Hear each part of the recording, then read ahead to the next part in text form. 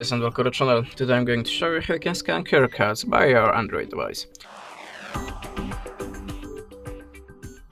So in the most devices you should have this function in the camera app in the scan QR code mode, or maybe by the Google Lens icon.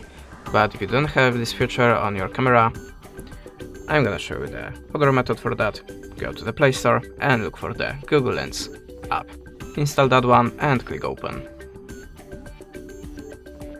Now tap on the camera icon, choose Open Camera and add a permission. Now just show the QR code to your device. You can see address appears automatically, and now we can go directly from the camera to the web browser. And that's it. Thanks for watching, leave us a subscribe or a comment, and goodbye.